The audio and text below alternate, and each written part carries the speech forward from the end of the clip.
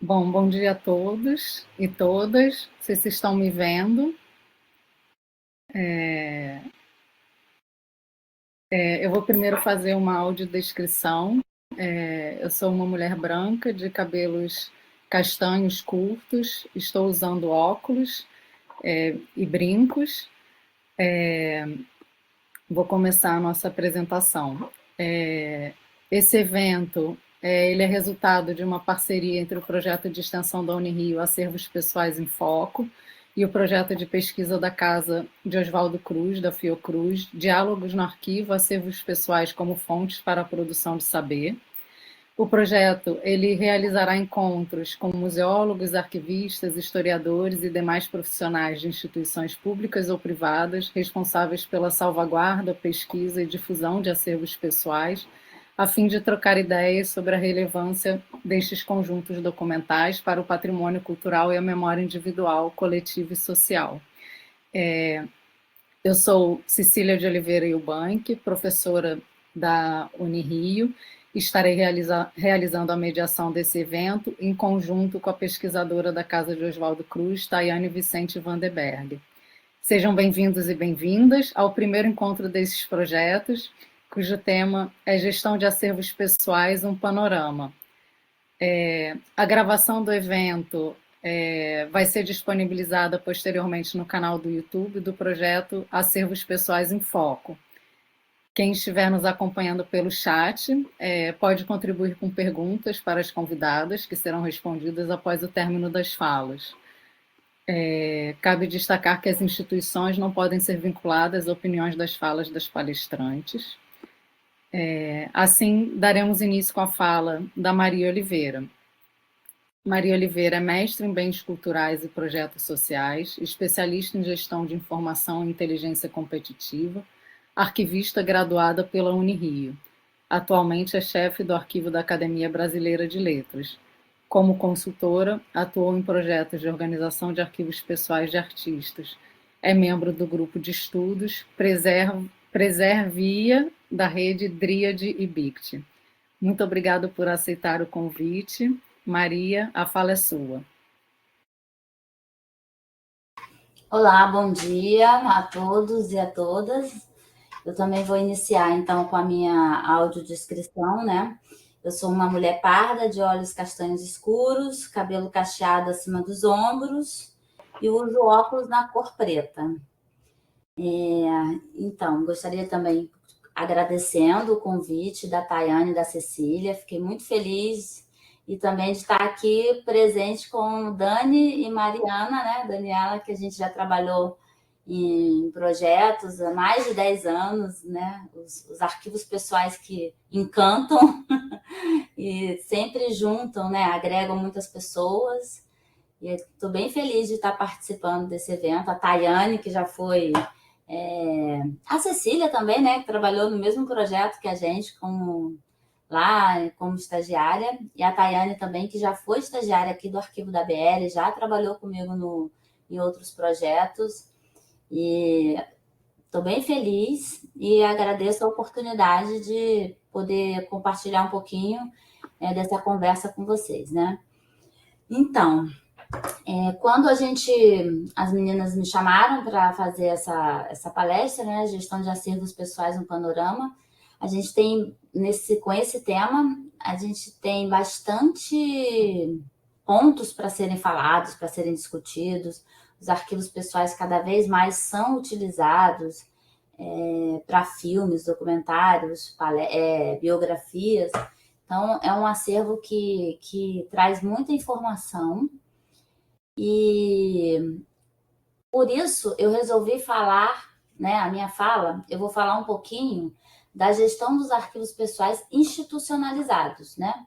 Porque uma vez que o arquivo pessoal ele é institucionalizado, ele passa a sair dessa esfera privada para uma esfera pública e trazendo um benefício para a comunidade científica e um patrimônio disponível para todos, né? Que vão passar a ter acesso a essa documentação. E então, assim, essa passagem do privado para o público, ela às vezes ela é tumultuada, às vezes ela é tranquila. Então, eu vou abordar um pouquinho essa questão do momento da incorporação dos acervos e falando bem na experiência da Academia Brasileira de Letras, né? Então, o que a gente observa aqui? Aqui no arquivo da Academia, nós temos duas linhas de acervo. O acervo institucional e o acervo dos acadêmicos, né? Que são os arquivos privados pessoais. Esses membros efetivos, né? Aqui nós temos o arquivo Múcio Leão, que leva o nome do primeiro diretor do arquivo. Esses arquivos pessoais da ABL, hoje a gente tem 314 membros. Desses 314 membros, quase todos nós temos informações, documentos, mas nem todos eles são arquivos privados pessoais. Ou fundos arquivísticos. Nós temos fundos arquivísticos, mas também temos algumas coleções de documentos. Porque como o intuito é trazer a preservação da memória, a difusão da memória do acadêmico e da sua obra, a academia também colecionava documentos. Então, há uma articulação muito grande da direção do arquivo, que aí vem esse nome, né, Arquivo Múcio Leão. O Múcio Leão, ele foi um grande historiador de biografias, ele trabalhou bastante aqui na ABL nessa questão da preservação da memória, publicação de correspondência. Então, essa articulação que desde o início era feita se segue até hoje, fazendo a busca por novos acervos, viabilizando a doação e incorporação de novos acervos. E isso não é uma tarefa muito fácil e nem barata, é um investimento alto para você ter um arquivo pessoal dentro das condições ideais de conservação, de preservação, de tratamento mesmo, né? Então, hoje a gente tem até uma questão dessa, assim, de valorizar muito e sempre defender bastante a questão do investimento nessa área dos arquivos pessoais e das bibliotecas também. Porque, assim, embora o nosso tema seja, a gente está falando dos acervos pessoais, pode voltar, Tayane, ainda vou continuar, dos acervos pessoais, mas porque a gente tem aqui na academia a doação, a incorporação do acervo, muitas vezes ela acontece só com a documentação arquivística, ou só com a documentação bibliográfica, ou só com a documentação museológica. E outras vezes ela acontece nas três áreas. Então, é um investimento que a BL faz, né? E está dentro da gênese, da formação da casa, que logo no início da formação, ela tem dos principais princípios, né, dos princípios dela de perpetuação da memória dos acadêmicos e da memória literária brasileira, da memória intelectual. Então, faz parte, né, da finalidade da ABL. Sem os membros, a ABL não existiria, embora a finalidade dela principal é o cultivo da língua e da literatura nacional. E de que forma que ela faz esse cultivo da língua e literatura nacional? Publicação, elaboração de dicionários, produção de eventos e gestão de acervos. Então, é um investimento que é feito de várias formas, um investimento intelectual, um investimento financeiro, para que seja preservado e difundida a trajetória, né, pessoal e profissional dos membros da casa. Então, você tem hoje, né, a gente sempre tem os desafios no tratamento dos arquivos pessoais. Mas a gente tem hoje essas questões que são bastante desafiadoras mesmo, porque requer muito investimento financeiro, requer investimento de pessoas, de formação. Então, você tem que estar sempre preparado para a questão da infraestrutura. Não tem como você retirar o acervo da casa de um acadêmico, trazer para cá, e ele não receber um tratamento adequado, não receber condições de preservação, porque senão não faria sentido a gente fazer essa articulação para trazer esses acervos, né? E você tem que também ter essas garantias, né, de pessoal para trabalhar esses documentos. Porque você recebe um acervo, você não vai deixar ele encaixotado durante 20 anos, 30 anos. Às vezes, a família faz certas restrições. Já houve o arquivo do Roquete Pinto, ele foi doado na década de 60 e ele só foi aberto na década de 90, porque houve uma restrição da família quanto à abertura. Mas isso é um fato que a gente tenta diminuir, porque se o acervo vem para o espaço público, se a gente vai retirar esse acervo da casa do acadêmico e trazer para cá só para encaixotar, não é esse o objetivo. Isso a gente não vai estar fazendo o trabalho que é a finalidade do arquivo, que é preservar e difundir. Então, a ideia é sempre trabalhar nessa questão.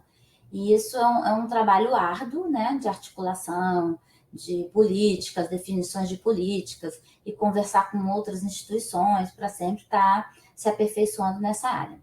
Outra questão também que é bem desafiadora na incorporação dos acervos, principalmente dos acervos contemporâneos, são os arquivos, né, os documentos digitais e os nato-digitais. Porque às vezes não faz sentido a gente receber um acervo, vamos dar um exemplo, um DVD. Eu recebo esse DVD, ele vai ficar naquela mídia? Não tem condições. Daqui, nossos computadores hoje não tem mais leitores de DVDs, não tem mais leitores de CDs. A gente também tem documentação riquíssima em formatos analógicos audiovisuais, suportes audiovisuais, suporte analógico, como fita cassete, VHS. Então, ao receber esse tipo de acervo, a gente precisa pensar nas estratégias para esses acervos, né? Então, isso também, aí parece, então digitaliza, e aí a gente... Mas é custo para digitalizar, é custo para a guarda desse acervo digital.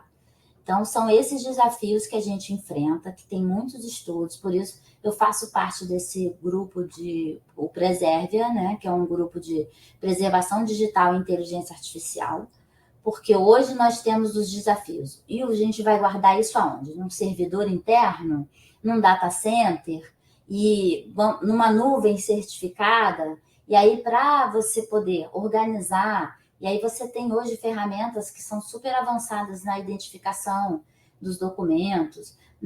Quando você vai colocar um acervo numa nuvem, você vai precisar colocar tudo que você recebeu. Você sabe que, às vezes, os arquivos nas casas das pessoas estão desorganizados. Então, isso também é uma outra etapa que, ao fazer a incorporação, a gente também tem que lidar com essa parte de como esse acervo vai chegar aqui. Então, os acervos digitais têm essas questões que a gente precisa sempre estar pensando. Você tem hoje recursos que você usa no seu celular de reconhecimento facial. Como é que a gente transporta isso para as nuvens?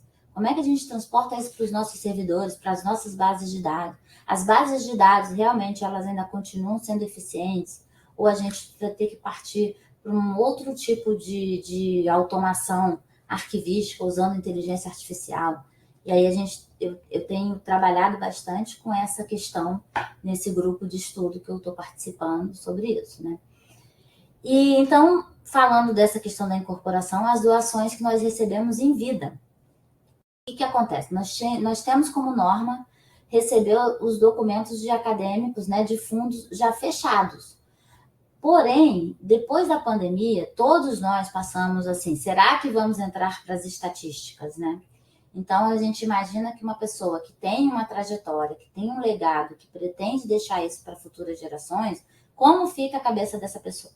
Então, depois da pandemia, nós recebemos, assim, eu faço uma conta de uns 10 arquivos de acadêmicos em vida que têm interesse em doar. Alguns a gente já conseguiu fazer uma parte da doação, outros a gente está fazendo essa articulação, essa negociação, porque não é apenas, né, receber esse acervo, como eu falei com vocês. Então, isso, você tem uma vantagem de você poder ter o titular ao seu lado fazendo esse trabalho. O meu trabalho, minha dissertação de mestrado, era exatamente sobre isso, os arquivos pessoais sob o olhar do titular. Então, fiz entrevista, os 2 arquivos que eu utilizei e os 2 titulares que eu trabalhei foi a acadêmica Nélida Pinhon e o acadêmico Marcos Vinícius Vilaça. Então, a gente fez um trabalho de entrevistas com eles e analisou o arquivo deles. Eu fiz, né, esse trabalho na minha dissertação de mestrado, para exatamente entender qual é o objetivo deles ao doar um acervo, como eles trabalham essa questão. Então, isso é uma vantagem de estar ali com eles, né?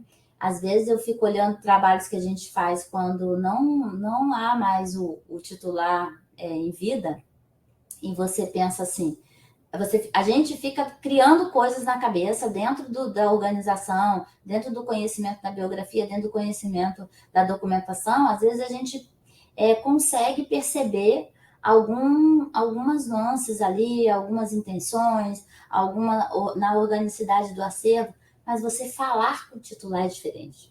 Você falar com o titular, ele traz informações que você não conseguiria se ele não estivesse mais aqui, né? E os desafios nessa questão também da pessoa em vida. Tayane, pode passar, por favor. Pode passar, por favor.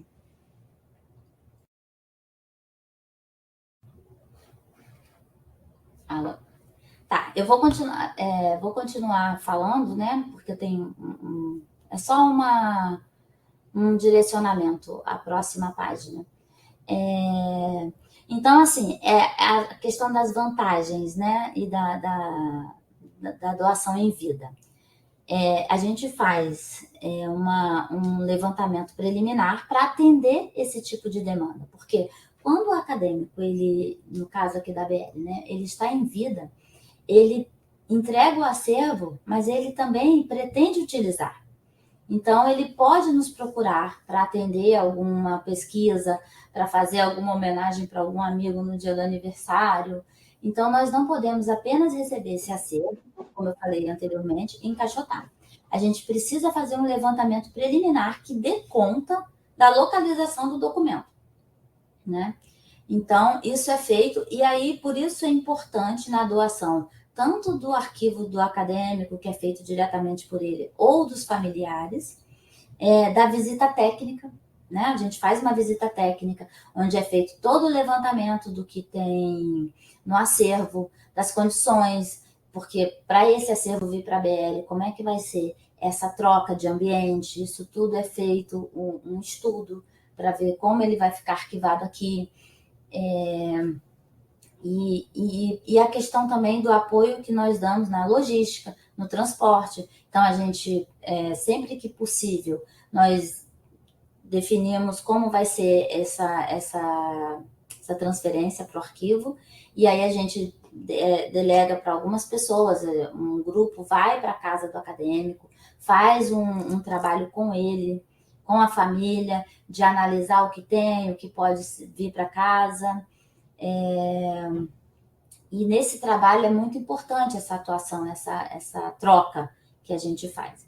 E aí tem a questão legal também, a formalização da doação. É importante que a gente sempre faça esse trabalho da formalização para que seja previsto todas as garantias, tanto para a academia como para o acadêmico. Porque você vai ter um acervo, você precisa divulgar aquele acervo. Então, não pode ter entraves que o acervo fique aqui e depois os pesquisadores não consigam usar, ou a própria casa não possa usar. Então, essa questão da formalização da doação é importante se trabalhar. A gente tem uma assessoria jurídica que a gente faz. Existe um modelo de contrato, todas as instituições trabalham assim, mas a gente às vezes precisa adaptar. Nós recebemos um acervo que tem os diários de um acadêmico, e nesses diários ele conta um pouco a história do teatro, né? Então, assim, tem muitas pessoas ainda que estão relacionadas nesses diários que estão vivas. Então, a doação precisou ter uma cláusula no contrato com essa restrição do acesso aos documentos. A gente precisa, como eu falei lá no início dos documentos digitais, né, dos desafios, a gente precisa definir critérios de prioridades. Então, porque nós sabemos que os documentos fotográficos, audiovisuais, digitais são mais sensíveis. Então, não é que a gente fure uma fila, né? Mas a gente tem aqui na BL ainda um computador que lê disquetes. Então, na hora da doação, o primeiro grupo de documentos que a gente tenta trabalhar é disquetes. Vamos passar tudo para o computador para a gente depois poder trabalhar. É um trabalho árduo, assim, você fica, mas será que precisa fazer tudo? Mas não tem outra forma de fazer. tem que ser dessa forma. E aí depois a gente vai analisar esses documentos que a gente já salvou num HD, numa pasta da rede, para a gente poder, então, às vezes você pode fazer uma avaliação e uma eliminação. Tem muitos documentos duplicados, tem muitos documentos... E aí vem a questão das aplicações das novas tecnologias. Você hoje tem métodos de fazer verificação de acervos duplicados, que não é você abrindo cada um e vendo, né? Então, essas são as questões que a gente trabalha aqui, é a definição dos critérios de prioridade. E essa questão do acadêmico em vida, né? Você vê o momento que ele faz, às vezes, uma seletividade, que ele faz uma avaliação do que realmente ele quer deixar. Então, já recebi aqui, eu coloquei aqui alguns exemplos para falar para vocês. Eu já recebi um grupo de correspondência, e depois o acadêmico me chama. Não, você traz a pasta tal que eu vou... Pode passar, Tayane. Pode deixar nessa, do protagonismo, né? Que eu quis colocar aí do protagonismo do titular na doação. Achei que isso era uma questão que a gente pode abordar bastante, e se a gente puder fazer isso nas instituições, seria bem interessante, porque a gente percebe muitas questões que acontecem quando o titular está vivo, né? Então, assim, aí ele fala, não, eu quero uma carta. Aí ele foi na carta, pegou um parágrafo inteiro e riscou assim, ó, fez um quadradinho, porque eu quero... E aí depois devolveu a carta. Eu não tenho como falar, não, o senhor não pode alterar a carta que o senhor vai doar, né? O acervo é dele, o legado é dele. Então, assim, a gente precisa saber quais são os nossos limites, quais são as fronteiras para você poder ter esse trabalho, sem prejudicar a pesquisa, sem prejudicar as novas doações, sem prejudicar o acervo da casa. Fragmentação também. É uma questão que, às vezes, você pensa que são as instituições que fazem, são os familiares. Não, o próprio titular, ele às vezes faz escolhas. Não, determinado acervo, determinada parte do meu acervo. Porque hoje você tem acadêmicos que são de várias áreas. Um acadêmico, ele, né, como eu vou falar um pouquinho à frente, de várias áreas. Então, ele acredita que determinado acervo em uma instituição não vai servir. As pessoas que vão até ali não vão para ver aquele tipo de acervo. Vai ficar um acervo um pouco perdido. Embora a gente, quando trabalhe, faça toda uma correlação, indique locais que podem receber acervos, e que tem acervo, a gente faz as referências, né? Mas eles, às vezes, pensam que determinados acervos precisam ficar em determinadas instituições. Então, eles mesmos fragmentam os seus acervos, né? E aí você vê esse protagonismo, né, do titular na doação. Então, ele assume essa responsabilidade sobre o próprio legado dele. Ele pensa o que ele vai doar, para onde ele vai doar, para quem ele vai doar e como ele vai doar. Então, eu acho que essas questões a gente precisa depois desenvolver melhor. Eu até desenvolvi isso para essa apresentação, agradeço até vocês por terem me convidado, que me fez ter essa reflexão sobre o protagonismo do titular na doação do acervo, ele em vida. Ele tem essa participação ativa, ele se envolve no processo decisório, e aí ele acaba contribuindo bastante, né, ativamente para a comunidade, que vai usar esse acervo. Porque eu já tive aqui acadêmicos que trabalharam comigo, como em outras instituições, eu já li em arquivos, na Casa de Rui também acontece isso, que vão trabalhar na elaboração do arranjo. Então, assim, a gente vai fazer um arranjo por função e vai trocar com o acadêmico. Então, tem um acadêmico que foi embaixador, ele doou esse acervo já tem alguns anos, mais de quase 20 anos. E ele fez assim, carreira diplomática 1, carreira diplomática 2, carreira diplomática 3, e fazia muito sentido. E os pesquisadores que utilizam esse acervo conseguem, né, fazer um estudo em cima daquele arranjo que foi montado da equipe de arquivistas com o titular do acervo. Então, isso é muito interessante. E essa proatividade, essa antecipação deles, né, para alcançar os objetivos do projeto de memória dele, do projeto de preservação da obra dele, da importância do legado que ele deixa, ele fazer essa doação. Eu acho isso muito interessante. E aí eles também eles sofrem um pouco com isso. Não é um momento assim tão só de contemplação. É um momento também de sofrimento, de desapego. Eles têm que ter um autoconhecimento, de saber reconhecer, né? As ações deles são orientadas para esse conhecimento do quais são os pontos fracos e meus pontos fortes, o que eu quero deixar, o que eu não quero deixar, o que é importante para determinados grupos, o que não é. Não vou me estender mais, depois a gente pode voltar. Coloquei aqui alguns exemplos disso que eu falei, né, das particularidades e curiosidades aqui dos acervos pessoais que favorecem e formam esse patrimônio, essa memória, né, do Brasil e dos intelectuais brasileiros, no caso aqui da academia. Então, você tem intelectuais e escritores multifacetados. Essa questão das multifacetas a gente vê muito também nos arquivos dos artistas. Né? Você tem ali um artista que ele passa por várias áreas, que ele faz vários tipos de obras, que a obra dele é conceitual. E aí nisso você conversa muito com o arquivo, você tem a obra do artista e a obra e o arquivo dele conversando. Então, assim, é um período que a gente viveu que tem bastantes intelectuais que tem essas multitarefas, multifacetas. Então, eu tenho aqui um exemplo que eu dei aqui. Tem um escritor reconhecido e premiado, jornalista, editor, sócio de editora, consultor na área de leitura, de fomento e incentivo à leitura. Aí você tem, olha os temas que as pessoas podem encontrar no acervo dele, que aí não é só, eu coloquei isso porque o arquivo pessoal ele não vai trazer informação só sobre a pessoa, não é só para publicar uma biografia, né? Ele vai trazer história do mercado editorial brasileiro, censura do jornalismo na ditadura militar, porque esse jornalista foi chefe da Rádio JB. Então tem aqui um caderninho com bilhetes dos censores para ele. Olha, determinado assunto não pode sair, o nome não pode falar, a prisão do estudante não pode ser falada. E aí esse acadêmico trouxe isso para cá. Então, assim, registros de um momento histórico importante na nossa história, né?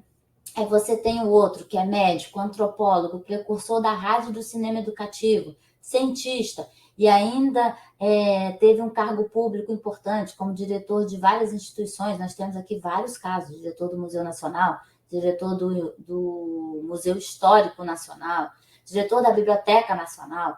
Isso tudo, o que traz? Fonte de pesquisa sobre as instituições, sobre o que é tratado nessas instituições.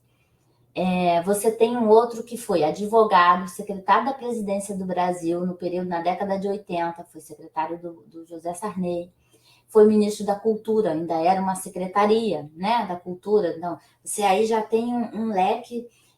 Nesse momento no Brasil, você tinha uma Secretaria de Cultura dentro do Ministério da Educação e Cultura, e ele era o secretário de Cultura, então ele era o ministro da Cultura.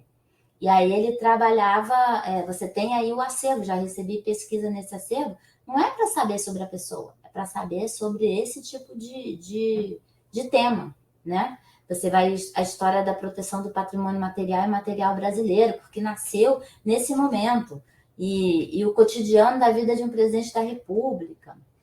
Pode passar, por favor, Tayane. Já estou quase caminhando para o fim, gente. Então, dentro dessa questão que eu estou falando, dos tipos de documentos, dos assuntos que você vai encontrar, que aí você vai ver como esse arquivo vai ser utilizado. Quais os usos do arquivo pessoal?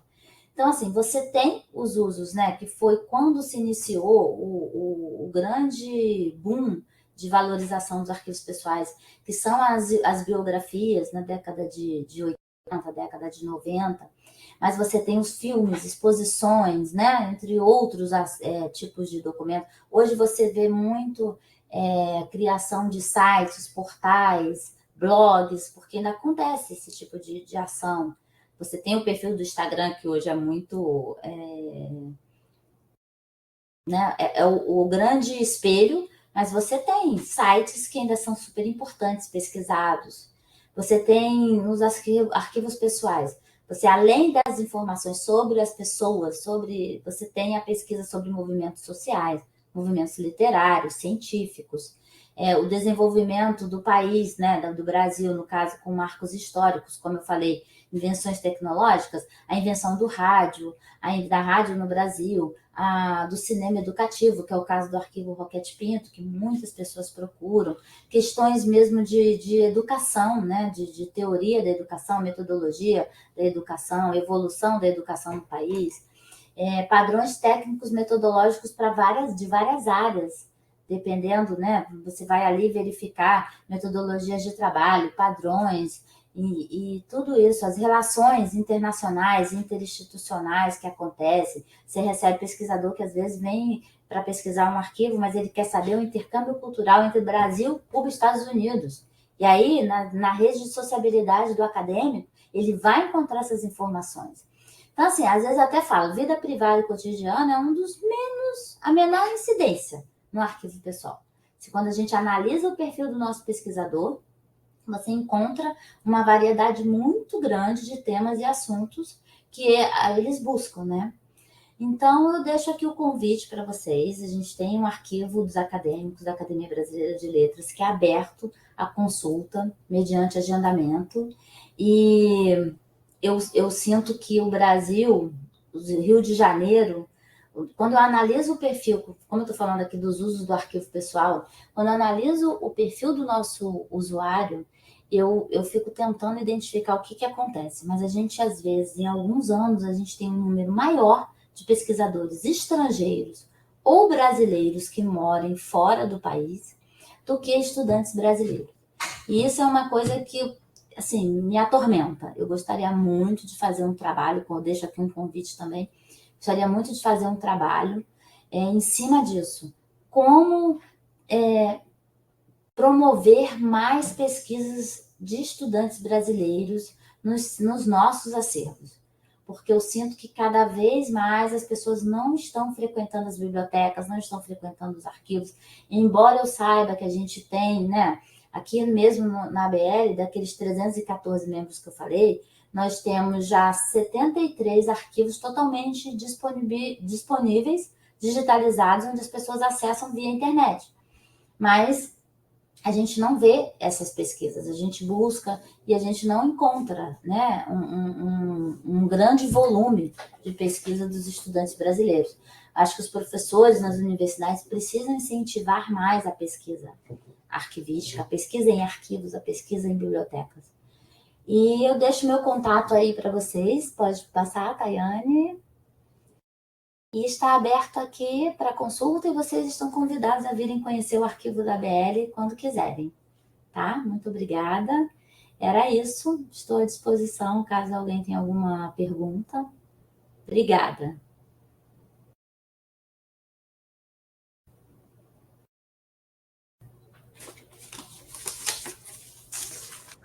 Maria, muito obrigada pela fala maravilhosa. Já trouxe várias dúvidas, né, questionamentos sobre esses desafios da democratização, né, assim, desse acesso, democratização da memória, dos arquivos, né, acho que tanto no âmbito da chegada, da incorporação desses arquivos, mas também do próprio convite, né, a nós pesquisadores para que possamos conhecer mais, né, esse arquivo da BL, que é tão rico de temas, né, realmente muito mais amplo do que o que a gente imagina, o que realmente se associa dentro da Academia dos Literatos. Pessoal, eu vou passar agora a fala para as nossas segundas convidadas, e aí no final a gente vai abrir para as perguntas, quem quiser colocar perguntas no chat, a gente vai estar acompanhando, tá? Então, muito obrigada, Maria, mais uma vez. Obrigada a vocês. Eu vou passar a palavra agora para as nossas segundas convidadas, que são a Daniela Camargo e a Mariana Santana. A Daniela Camargo é mestre em Preservação e Gestão do Patrimônio Cultural das Ciências e da Saúde da Casa Oswaldo Cruz, Fiocruz, museóloga pela Universidade Federal do Estado do Rio de Janeiro, da Unirio, e pós-graduada em Gestão do Patrimônio Histórico e Cultural pela UFMG. Estudou fotografia no Brasil e na Itália, trabalhou com produção de televisão em Porto Alegre, Florianópolis e em São Paulo, nas redes de publicidade e cinema durante 10 anos.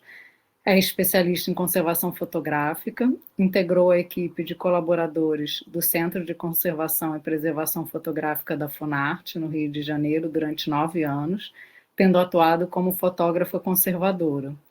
Nos últimos anos, foi responsável pelo setor de projetos do mesmo centro. Participou da diretoria da ABOR, né, Associação Brasileira de Conservadores e Restauradores de Bens Culturais, durante 2 gestões, de 2004 a 2008. Foi membro da diretoria do Conselho Regional de Museologia no triênio 2014 e 2016, e desde 2006 é sócia da Museu, Museologia e Museografia, empresa com foco na gestão global de espaços museológicos, que atua no planejamento e desenvolvimento de projetos nas áreas de museologia e artes visuais, por meio de exposições, elaboração e formatação de projetos culturais, gestão de acervo, digitalização de coleções, conservação e catalogação de acervos institucionais e particulares. A Mariana Santana, que é sócia da Daniela na Museu, é mestre em Museologia e Patrimônio pelo Programa de Pós-Graduação em Museologia e Patrimônio do Unirio MAIST. É museóloga também pela Unirio, com especialização em Gestão do Patrimônio Histórico e Cultural na UFMG. No Centro de Conservação e Preservação Fotográfica da Funarte, trabalhou no suporte administrativo da instituição e na assessoria para execução de projetos. Foi conservadora na Coordenação de Preservação de Acervos, COPAC, no Arquivo Nacional, realizando o preparo de documentos gráficos para microfilmagem e controle de qualidade no processo de restauração de obras em suporte de papel. Na Abracor, fez parte da comissão executiva do 12º e 13º Congressos e membro da diretoria durante o biênio 2006 e 2008. Foi conselheira e membro da diretoria do Corém entre 2014 e 2020 e desde 2006 é sócia da Museu. Bom, Daniela e Mariana, passo a palavra para vocês. Muito obrigada mais uma vez pelo convite, por terem aceitado o convite, né?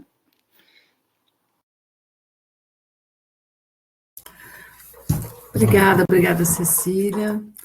A gente que agradece o convite, né? Essa oportunidade de falar, ainda mais desse tema, assim, de acervos pessoais, que é bastante apaixonante, e a gente aqui escolheu trazer algumas experiências que a gente, de projetos que a gente desenvolveu na Museu. Para iniciar, eu vou fazer a minha audiodescrição. Eu sou uma mulher branca, de cabelos curtos, grisalhos, uso óculos e estou vestindo uma camiseta azul marinho. Para iniciar a nossa conversa, por favor, Tayane, o próximo slide. A gente pensou em apresentar 5 projetos em que a gente trabalhou com acervos pessoais, né? Eu vou começar fazendo uma breve apresentação da Museu, apesar que no próprio currículo que a gente mandou, né, o mini currículo, já na apresentação já fala um pouco o que é a Museu, mas eu vou fazer brevemente essa apresentação da Museu e do primeiro projeto, que foi o projeto que a gente fez junto ao acervo do artista Carlos Esclerta. Eu vou passar a palavra para Mariana continuar apresentando. Por favor, Tayane. A Museu, acho legal falar isso aqui, sendo um evento dentro da Escola de Museologia, ela nasce, né, em 2006, de 2 colegas de museologia. Assim, eu e a Mari, a gente se conhece dentro da Escola de Museologia, estudamos museologia juntas, e desde a a gente já tinha gostava muito de fazer as coisas junto, via que a coisa funcionava e decidimos montar a Museu para trabalhar juntas, e assim a gente, o ano que vem, comemora 20 anos da empresa. E a empresa, assim, a gente atua em várias áreas da museologia, né? Tanto em consultoria museológica, que é... Ai, entrou só um pouquinho, filho. Deixa eu ver se eu consigo parar de apitar. De consultoria museológica, dentro dos planejamentos, trabalhando com consultoria em plano museológico, em gestão de acervos, né? Criação de espaços museológicos. Como é museu, museologia e museografia, nós temos duas áreas bem específicas de atuação, né? A parte técnica de museologia e a parte de exposições, que a gente trabalha desde a concepção, criação e produção, né, de exposições, ou né, fazendo todo o planejamento, ou apenas produzindo, quer dizer, dentro dessa faceta exposição. Os projetos de preservação, que é o recorte que a gente vai trazer aqui, atuando diretamente nos acervos, tanto particulares quanto institucionais. Elaboramos também os projetos, né, dentro da área de museologia, quer dizer, dentro dos editais, dentro das leis de incentivo, projetos que a gente desenvolve tecnicamente, todo o arranjo, né, mental e arranjo físico de como as coisas vão acontecer, e também colocamos nas leis, viabilizamos através da captação e fazemos o gerenciamento desses projetos após a aprovação. E temos também alguns treinamentos realizados, né, na área de museologia e de museografia. O primeiro projeto que a gente vai apresentar é um projeto que a gente desenvolveu junto ao Instituto Cultural Carlos Scliar, que fica na cidade de Cabo Frio. Esse projeto aconteceu entre 2012 e 2013, e a gente prestou consultoria museológica nas áreas de conservação, restauração, e treinamos pessoas para o tratamento do acervo. O próximo, Tayane, por favor. O Instituto ele foi criado ainda com o Carlos Scliar em vida. Foi um desejo do artista, junto com seu filho Francisco, de criar um instituto para conservar o seu acervo e para trabalhar, né, disponibilizar e trabalhar principalmente as questões educativas, né? O o Instituto até hoje tem uma atuação bem forte na questão da educação, e tem um acervo localizado na casa em que era o ateliê do artista na cidade de Cabo Frio. Nós fomos convidados, esse projeto, nós fomos convidados pela Sarau, né, Agência de Cultura Brasileira, que, junto com o Instituto, foi contemplado no edital Petrobras Cultural de 2011 para tratar o acervo. E teve um tratamento maior que isso, ações maiores que isso, mas a gente ficou com um recorte específico de realizar um treinamento de conservação em obras de arte, né, obras sobre papel, tanto o acervo arquivístico quanto museológico, restauração de algumas pinturas e a conservação, restauro, acondicionamento tanto de obras de arte sobre papel, fotografias, né, o acervo fotográfico composto de fotografias em papel, negativos e diapositivos. Esse projeto ele teve uma duração de 1 ano, né, começando em março de 2012 e terminando em 2013, e contamos com uma equipe que a gente nomina aqui, né, da Cleide Messi na restauração das obras de arte sobre papel, a Roberta Leite na conservação e restauração das fotografias, e o treinamento foi realizado pela Ivy Silva, e esse treinamento ele foi aberto para outras instituições de Cabo Frio.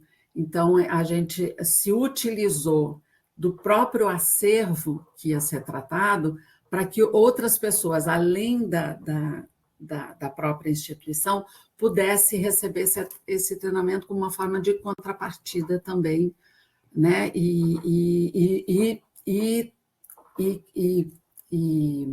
Desculpa, uma forma de compartilhar o conhecimento e já trabalhando num acervo com questões reais e desafios reais, assim, né? E a restauração das pinturas foi um total de quatro obras que foram restauradas, foi a Maria Alice Sana Castelo Branco que fez para a gente. Então, esse é um formato de projeto que a gente traz, né, como uma instituição com as suas portas abertas para o público, que consegue, por meio de um edital, viabilizar a conservação do seu acervo, né? Eu vou passar a palavra para a Mariana, que ela vai continuar apresentando os nossos outros projetos. Obrigada, Dani. Bom dia. Obrigada novamente, Cecília, Tayane, pelo convite, Maria, pela troca. Vou fazer a minha autodescrição, né? Eu sou uma mulher negra de meia idade, cabelos crespos curtos, castanhos, uso óculos, estou vestindo uma camisa preta e um colar também preto. Bem, agradeço novamente, né, a oportunidade de compartilhar um pouquinho desse assunto com vocês. Tem aqui várias pessoas que, né, em algum momento, né, da nossa trajetória esteve junto com a gente. E a gente escolheu, né, de vários projetos que a gente trabalha com acervos pessoais, esses 5, por conta de cada um ter uma solução, um direcionamento, né, diferente, né, de serem experiências diversas mesmo, né, de tratar esses acervos. E esse projeto que eu vou apresentar é o projeto que nos uniu, né, com o Instituto Rubens Gerstmann. Foi quando nós tivemos a oportunidade de trabalhar juntas, né? Cecília, Tayane, Maria, nós do museu, enfim. Foi um projeto muito significativo. E o acervo do Rubens Gerstmann, né, um artista visual, a gente teve a oportunidade de trabalhar em 2 momentos, né, distintos, né, com esse acervo. O instituto foi criado, né, foi uma forma, né, de institucionalização, digamos, né, do acervo do artista, do legado do artista. O instituto foi criado após o falecimento dele,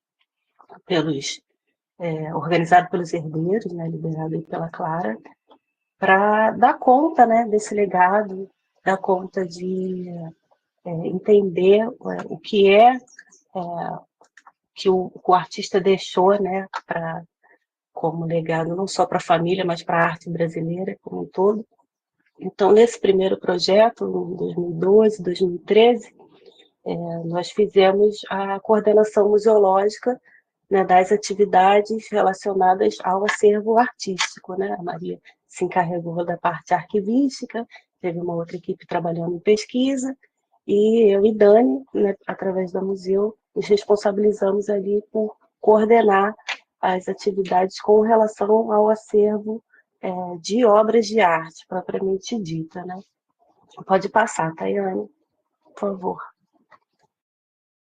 Então, esse foi um projeto viabilizado pela Funarte, né? Foi quando o Instituto teve a oportunidade de rever, né? De ver e conhecer o acervo do Gerstmann como um todo, o que foi deixado por ele no ateliê onde ele trabalhava, né? Aqui no Rio de Janeiro. E foram realizados procedimentos com relação ao tratamento técnico do acervo, né, fazendo a catalogação e a conservação das obras de arte, né. Nós reunimos ali, junto com a equipe do projeto, uma equipe de especialistas para se debruçar sobre esse acervo, treinamento, né, para a equipe de museologia, né. As museólogas responsáveis nessa ocasião foram a Mariana, Estelita e a Thalita Castro, né? A Cecília, na época, era estudante, foi estagiária. Então, foram realizadas as atividades de conservação e de catalogação do acervo, além de treinamentos, né, na área de conservação em papel, realizado pela Ingrid Beck, treinamento com relação à conservação de telas, realizada pela Maria Alice, restauração de obras em papel, restauração de telas e tridimensionais. Então, foi um projeto que conseguiu assim, reunir especialistas para pensar o acervo do Gerstmann com o intuito de preservar, né? Então, foi realizado esse investimento na preservação para a difusão desse acervo, né? Pode passar, Tayane. E aí foi o segundo momento em que nós pudemos ter esse contato novamente com o acervo do Gerstmann, agora em 2023, né? Nessa etapa, foi uma etapa muito especial, porque foi trabalhado o acervo que estava ainda em posse da família, então a gente pôde ter contato com várias obras inéditas, né, que foram incorporadas ao acervo do Instituto. Pode passar, por favor, Tayane. Nessa etapa agora, né, mais recente, em 2023, foi feita novamente essa etapa de conservação preventiva das obras, né, a conferência de toda a catalogação que já havia sido realizada lá em 2013, né, a digitalização do acervo, né, e o restauro de algumas obras, né. Esse projeto foi patrocinado pelo Itaú e teve como desdobramento um seminário de lançamento do projeto que foi realizado lá no MAN Rio, e posteriormente, né, um dos desdobramentos desse projeto também foi o lançamento do livro, né, Rubens Gerstmann, Recortes de um Legado, né. Nessa etapa, né, a equipe que nós reunimos, né, foi composta pela Maria Alice, na parte de conservação, pela museóloga Irene Fialho, a digitalização ficou a cargo do Jaime Cioli, o restauro das obras feitas pelo Centro de Conservação. Bom, sobre a digitalização do acervo do Rubens Gerstmann, né, e todo o trabalho de conservação que tem sido feito, né, fica clara essa iniciativa e essa vontade, né, de difundir o acervo, embora não tenha sido criado um espaço cultural, assim como foi feito no caso do SCLIA, foi feito um site, uma base de dados para a extroversão desse acervo, para que pesquisas possam ser feitas, exposições possam ser feitas, né, com o intuito de difundir mesmo esse acervo. Pode passar para o próximo, Tayane. Bom, uma iniciativa, né, diferente das anteriores, né, que a gente mencionou aqui, foi a iniciativa do casal Gaia, né, da Maria Cecília e do Paulo Gaia, que doaram em vida tanto a casa quanto o acervo, com todas as obras, enfim, uma coleção importantíssima de arte brasileira, principalmente das brasilianas, foi doado em vida para o Museu Imperial. Hoje a Casa Gaia é uma subunidade do Museu Imperial, né? Então, o Paulo Gaia, né, ele doou, né, na década de 90, no final da década de 90, 99 especificamente, todo o acervo e a casa, especificamente para o Museu Imperial. Então foi escolhida, né, um direcionamento, né, para a coleção da família, e desde de 99, a partir desse conhecimento, foi feito um trabalho, né, de conhecimento desse acervo. A família continuou na casa até o falecimento do Paulo Gaia e até o falecimento da esposa dele, da Maria Cecília, e a partir daí, né, aqui o Museu Imperial pôde trabalhar, né, esse legado, né, que foi doado, né? Em 2004, o Paulo faleceu, Maria Cecília ainda viveu até 2014, daí em diante é que... Pode passar sim, Tayane, pode passar. Daí em diante é que o Museu Imperial começou a processar todo o acervo, a casa, enfim, e a gente pôde participar participando do projeto, né, de revitalização da casa, em parceria com a empresa de arquitetura que foi responsável, né, pelo projeto, que foi a Mayhofer e Toledo Arquitetura, MT, e a gente atuou em três pontos específicos, né, nesse processo, né?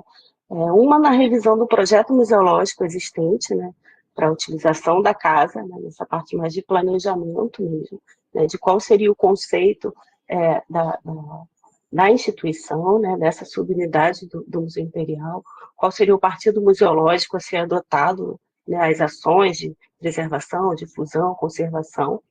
A gente revisou o plano de conservação do acervo, porque como a casa entraria em obras, todo o acervo tinha que ser remanejado, né, para onde iria, como seria embalado, como seria tratado, para que a casa pudesse entrar em obras, né, nesse momento atual que ela se encontra hoje em obras. Então a gente fez todo esse planejamento de movimentação do acervo e a gente realizou também o inventário dos bens integrados, que era uma etapa do acervo que ainda não tinha sido trabalhada, né, pelo Museu Imperial, e que era fundamental ter esse mapeamento para poder fazer o planejamento de reforma e de proteção desses bens integrados, né? Então, tá aí mais um exemplo, né, da vontade, né, de um colecionador e da forma de encaminhamento do tratamento dessa coleção, que a gente teve a oportunidade de ter essa experiência diferente das anteriores, né? Pode passar para o próximo.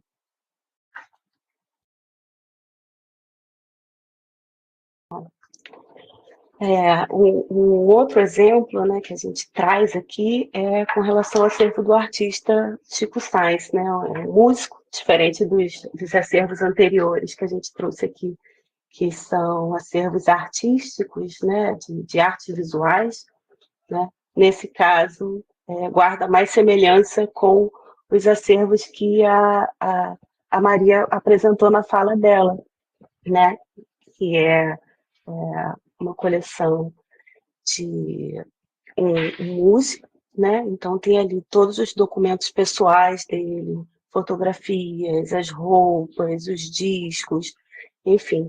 E essa tem sido uma experiência muito, como eu posso dizer, muito significativa para nós, assim, porque desde o falecimento, né, do Chico Sainz em 97, a família guarda esse acervo, né? É um acervo que não está institucionalizado ainda. Então, é um trabalho muito delicado, é um trabalho muito amoroso, de muita aproximação, de muito cuidado mesmo no tratamento desse acervo que ainda é familiar, né? Então, assim, nesse momento, assim, a gente está na terceira fase de projeto, né, junto à família do Chico Sainz. Então, é um momento de conhecimento mesmo, né, de todo o material que ele deixou, né? Então, a primeira etapa de trabalho que a gente realizou foi em 2021. Pode passar, Tayane, por favor.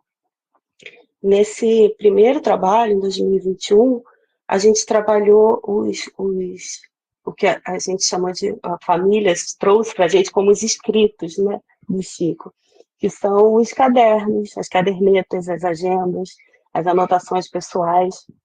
Então, nessa primeira etapa de trabalho em 2021, a gente realizou, né, reuniu uma equipe, né, para realizar um inventário, a conservação e a digitalização desse primeiro grupo de documentos, né, que a família entendeu como prioritário para se trabalhar, que foram os cadernos, né, do Chico Sainz.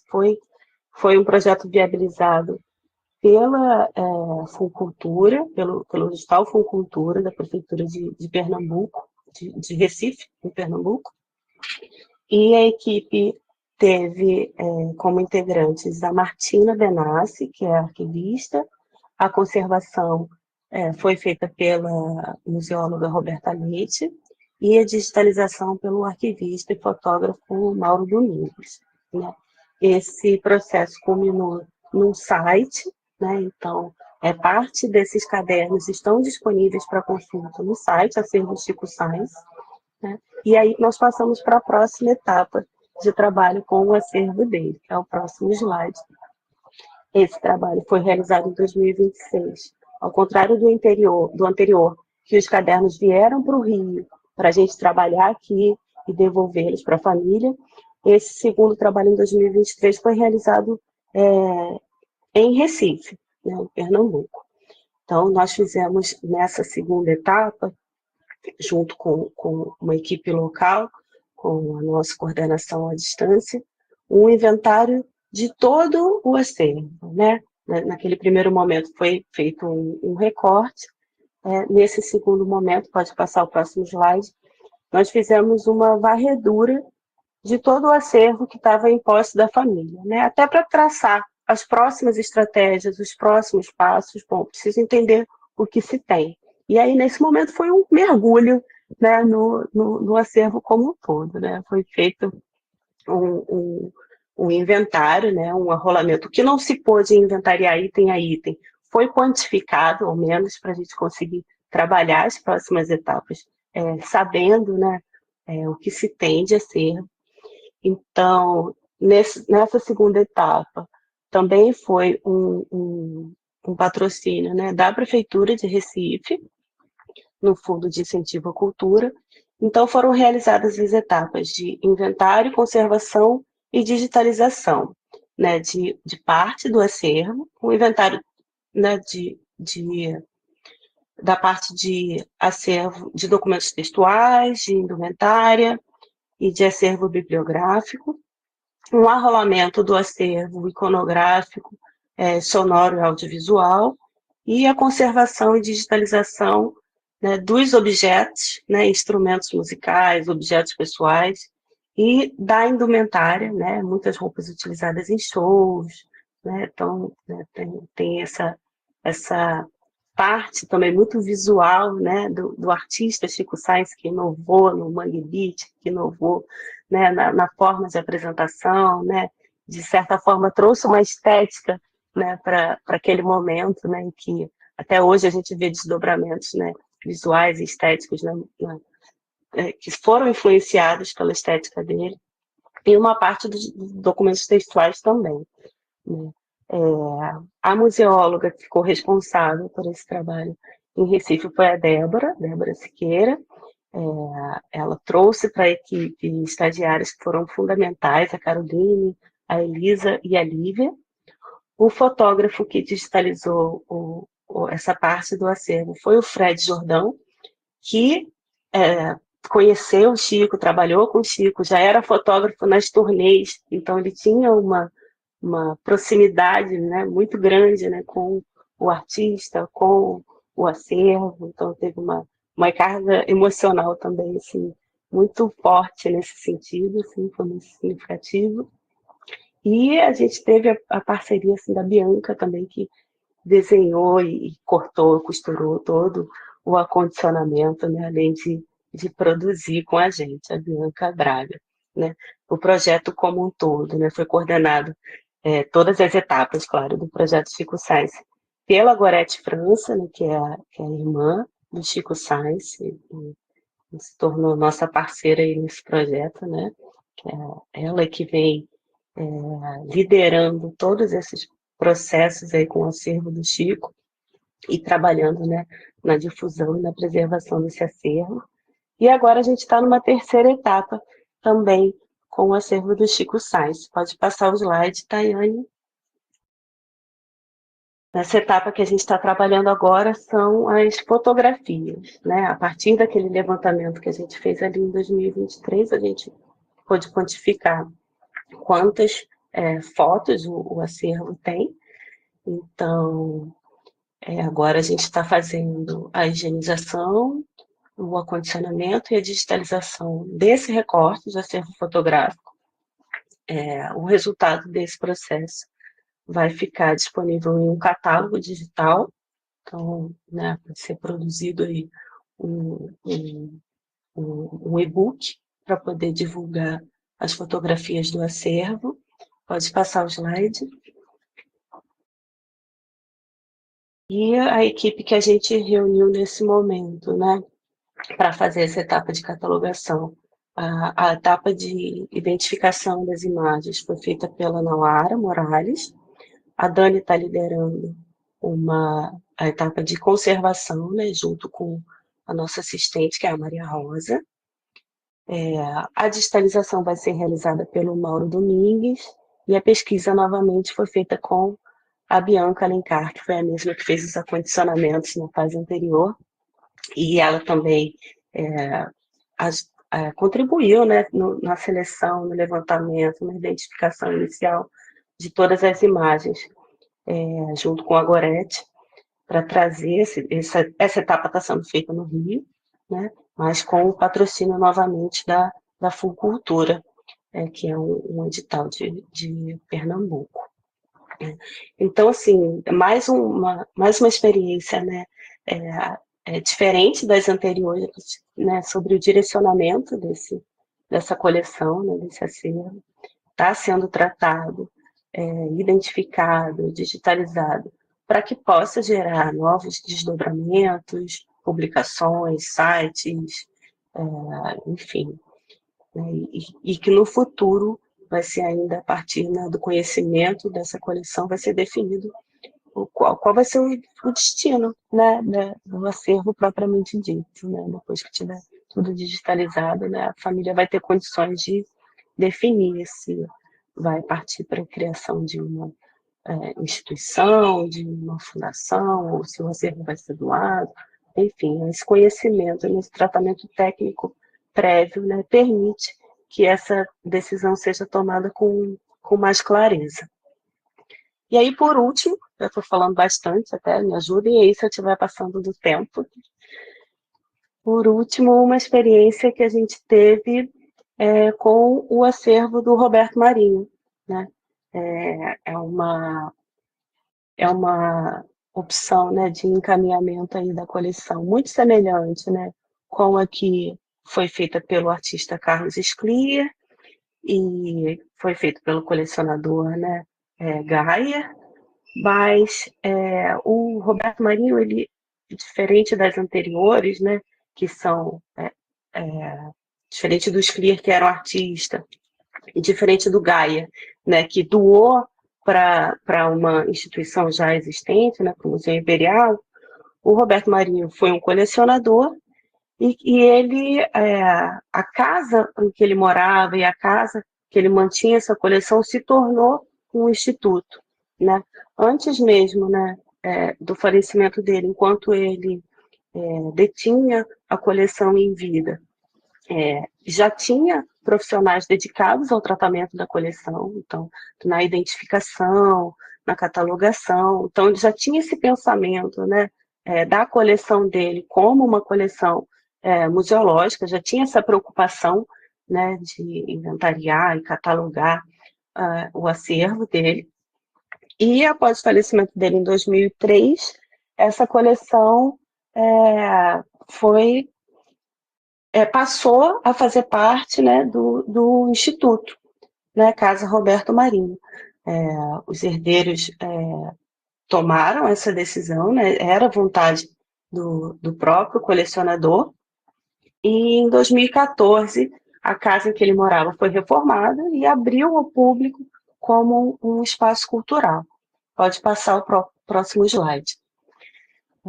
O trabalho com o acervo, né, do Roberto Marinho, né, agora do Instituto Casa Roberto Marinho, que a Museu realizou, foi a catalogação do acervo existente, né, a partir de toda a documentação anterior, de quando a coleção era tratada, né, no âmbito de uma coleção particular, né, pelo Roberto. A gente processou essa documentação, né, a gente coordenou, junto com uma equipe, né, de museologia, a revisão de toda a documentação existente. Esse trabalho foi feito em 5 fases distintas, né? Foram separados lotes do acervo para serem trabalhados.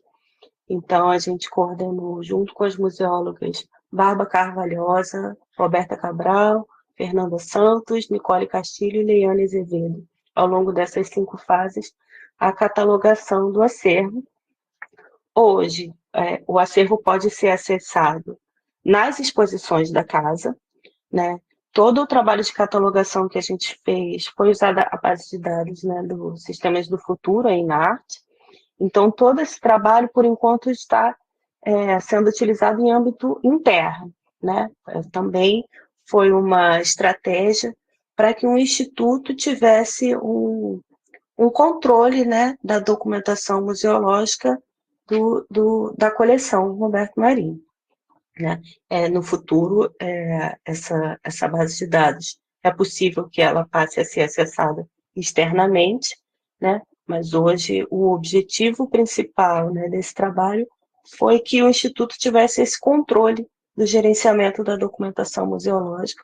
Então, ao longo dessas fases, a instituição teve a preocupação, né, de realizar esse mapeamento em termos de localização, da documentação, de quais exposições as obras participaram ao longo do tempo, de em que publicações elas estão presentes. Então, esse foi um trabalho assim, sistemático para ter um panorama mesmo da trajetória dessa coleção, né, no Instituto.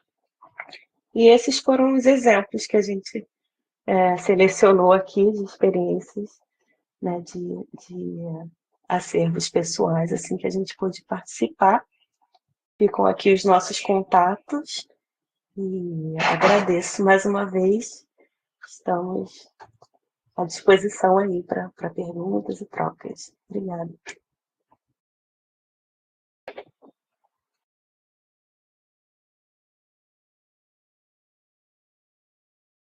Muito obrigada, Mariana, Daniela, também pela excelente apresentação e por trazer também né, assim, divulgar, né, rememorar esse evento que foi o trabalho de gestão com o Rubens Gerstmann, que foi o que nos uniu a todas, né, que estamos aqui. Maria, que falou primeiro, Tayane também. Então, não foi à toa que foi esse grupo que foi escolhido para inaugurar esse projeto do Acervos Pessoais em Foco. Então, agradeço mais uma vez. Enfim, é muito interessante, né? Assim mesmo como a Maria falando um pouco mais dos arquivos, né? Vocês trazem um pouco essa mistura do acervo museológico com arquivo, que eu acho que é isso que é quando, né, Tayane e eu pensamos esse projeto, isso é que é interessante de pensar essa interlocução desses tipos documentais, na verdade, né? E que quando a gente vê no acervo pessoal, eles ficam muito misturados, né? E é difícil ou não é interessante separá-los, né? E acho que vocês trazem essa questão da ambivalência também, da gestão, né? De como esses documentos saem do modo privado para ir para um modo institucional, essas diferentes etapas que podem ser aplicadas para cada tipo de acervo também, né? E os desafios, né, que se encontram tanto na experiência da gente, do olhar mais técnico, mas também essa relação com os doadores e ter oportunidade, que acho que vocês tiveram também de ter a oportunidade de conhecer os doadores em vida, né? Ou essa rede de sociabilidade que fez parte. Eu queria, antes de passar para as perguntas, passar a palavra para a Tayane, que é, né, a Tayane Vanderberg, que é minha colega nesse projeto, que está com o áudio um pouco cortado, mas para poder, enfim, manifestar, enfim, fazer a sua colocação. Oi, pessoal. Feliz, eu estou com um problema no áudio. Não sei se vocês estão me ouvindo bem. Agradecer imensamente vocês terem podido participar, né, aqui, terem aceitado o convite. E, assim, agradecer, como vocês bem lembram, né, foi o início, assim, da nossa vivência do projeto. Então, assim, eu tenho muito carinho naquela época, assim, muito aprendizado. Foi uma troca incrível.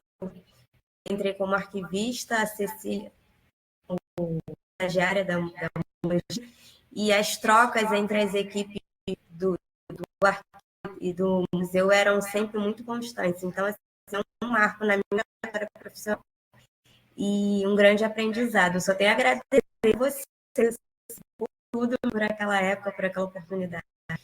Foi incrível. E com relação às falas, como que elas dialogam, né? E algo que a Cecília bem pontuou, a questão da possibilidade de você poder ter o contato com o artista, né? com o criador, produtor do arquivo, ou da ação musical, viram que isso faz uma diferença, né?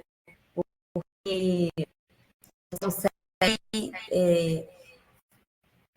ir na e ter, assim, a resolução de dúvidas, de queixa, como que isso faz diferença, né? Também tem ponto na fala dela, né? Na parte que ela comentou sobre a possibilidade desse convívio com o dor. E finalizando aqui também para mim, muito novamente agradecer a todas. Muito obrigada. Agradecer também a todo mundo que está falando desse nosso primeiro evento, né? Que uma longa vida, né? Que tenha bastante sucesso. E nós abrimos perguntas. Quem tiver alguma pergunta, pode levantar a mão. E assim, antes eu sei aqui alguns comentários. A Leiane falou que é muito interessante a fala da museu, como embora a gente tenha semelhanças pessoais, cada um foi institucionalizado de diferente. Em vida para uma instituição, outro é em de e um criado pelo próprio colecionador, né? Existe um leque para esses acervos, né? Muito bem colocado por ela. Também tivemos aqui a Evelyn, ela falou que ouvir a Maria é sempre uma conversação. Obrigada por esses responsáveis. Concordo com você, Evelyn. Sempre incrível. E também a Clara Guerra, sempre maravilhoso ouvir a museu falar. Se tiver alguma pergunta, pode levantar a mão e abro o áudio para poder a pessoa. Maria Gorete, deixa eu ler você.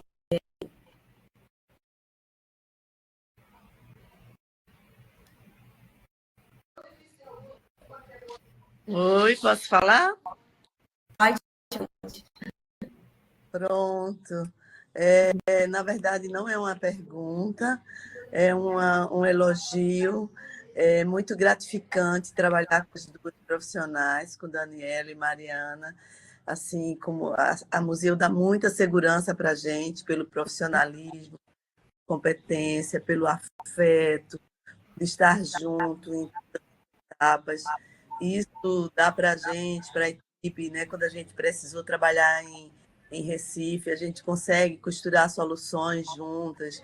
E esse companheirismo dentro do profissionalismo é muito bom, sem contar com a equipe que a gente tem, Mauro Domingues, Roberta, que foi lá no começo nos caderninhos, e quem eu me esqueci. Muito bom. Eu queria dar parabéns para você e que a gente tenha vida longa aos nossos projetos, porque caminhamos até aqui com muito sucesso e a gente pretende seguir juntas. Muito obrigada, parabéns, menina. Parabéns, Mari, parabéns, Dani. E obrigada pela oportunidade.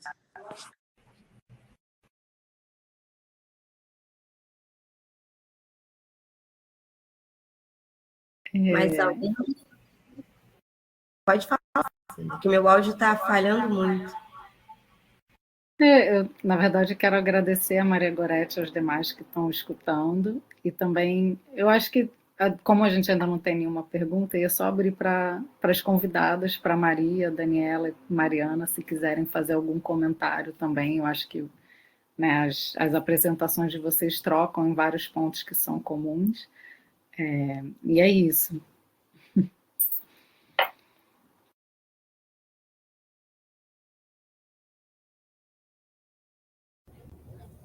Então, achei bastante interessante a colocação da Leiane, né? Acho que é esse o nome.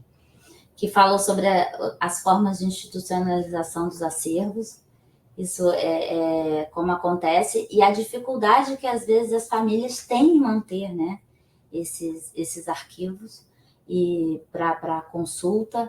Então, muito, assim, de que forma que a gente pode trabalhar uma rede para trabalhar com esses acervos, com as famílias, como a Dani começou falando sobre a questão dos projetos de captação de recursos.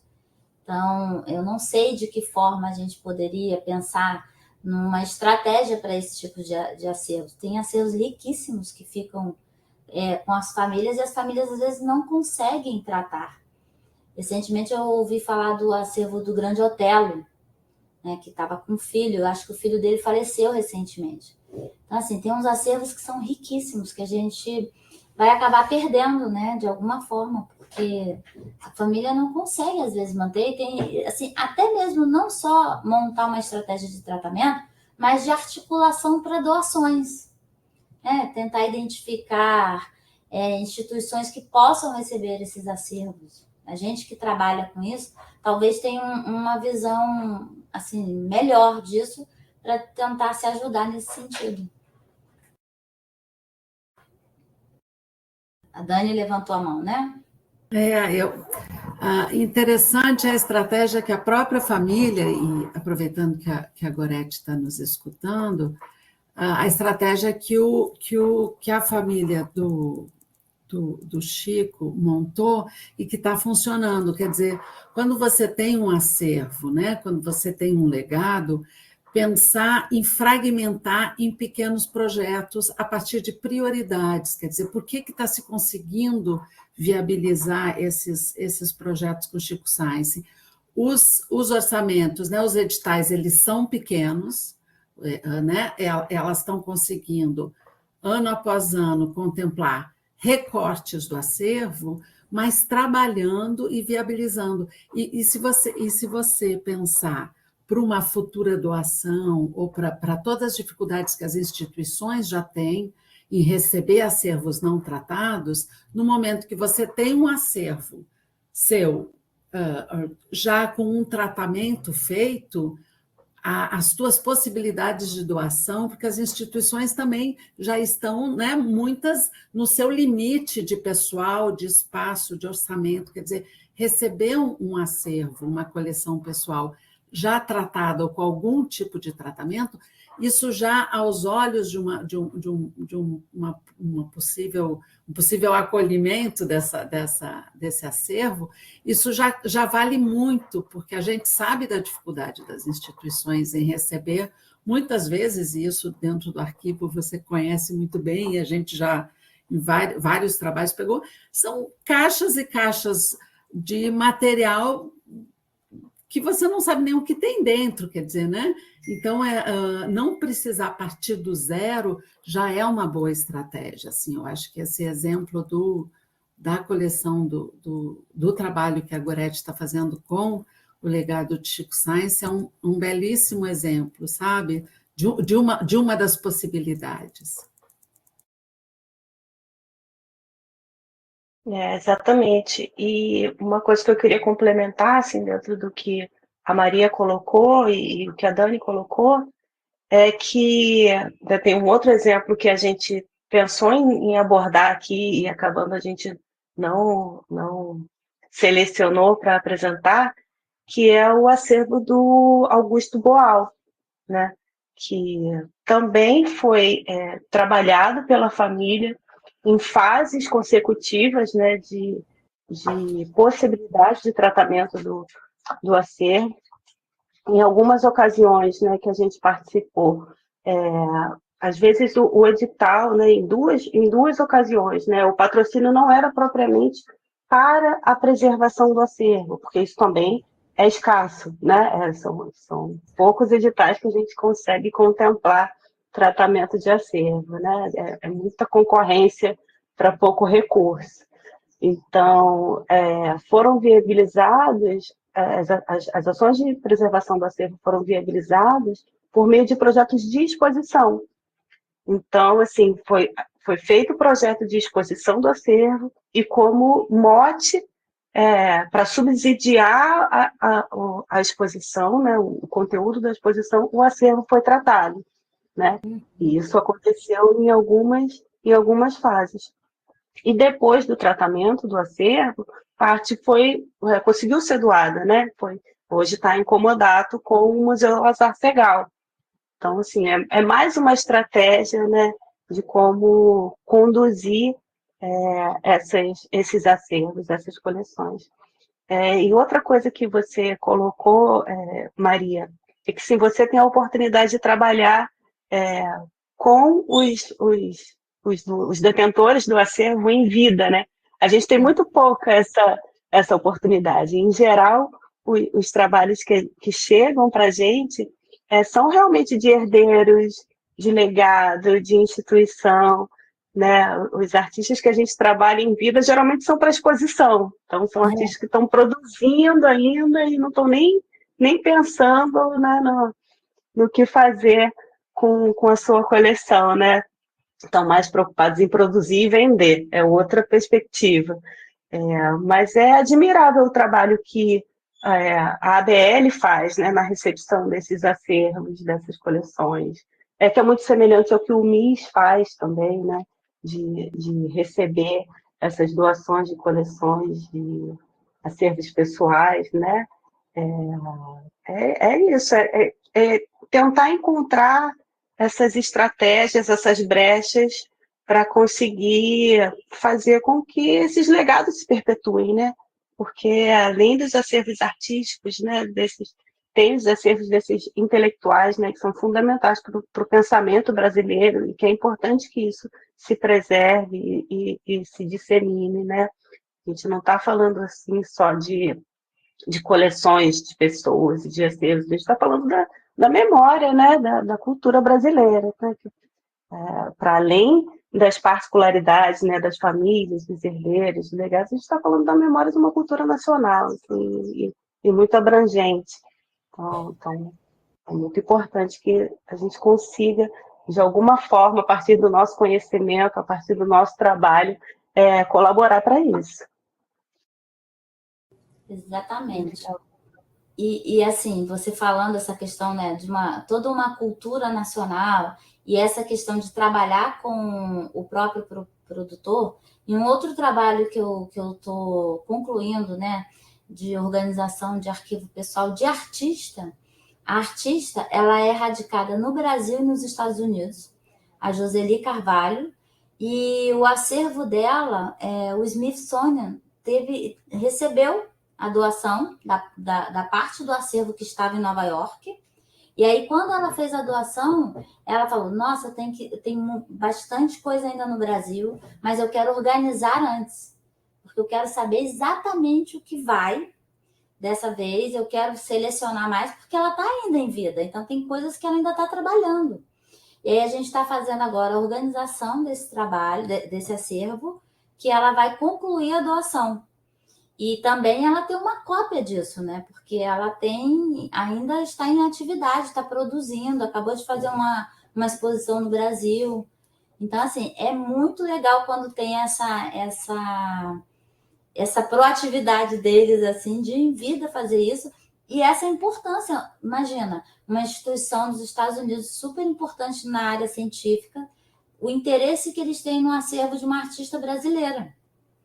Né? Que é difícil, às vezes, até aqui no Brasil, a gente ter esse movimento. Então, é muito bom. A fala de vocês foi maravilhosa. Já estou cheia de coisinhas aqui para falar com vocês, porque a gente recebeu o acervo do Gil, que tem indumentária. Então, estava vendo a indumentária do Chico Science, a gente precisa conversar. Gente, muito obrigada a todos. A gente fica cheio de questões e é isso, é tão bom, né, ver assim, como essas diferentes áreas, as nossas diferentes áreas, mas são tão próximas também. E eu acho que é isso, né? A gente trabalhar também para que esses legados que às vezes podem se tornar indesejados, na verdade, se tornem desejados e bem cuidados e preservados, né? E pesquisados, né? Acho que é isso. Eu queria agradecer a todo mundo que esteve presente, agradecer especialmente as nossas convidadas, Tayane também pela parceria. A gente vai encerrar, mas a gente vai ter próximas reuniões, então fiquem atentos, sempre com ótimos convidados para ótimas conversas sobre acervos. Muito obrigada mais uma vez. Obrigada. Obrigada a vocês. Obrigada.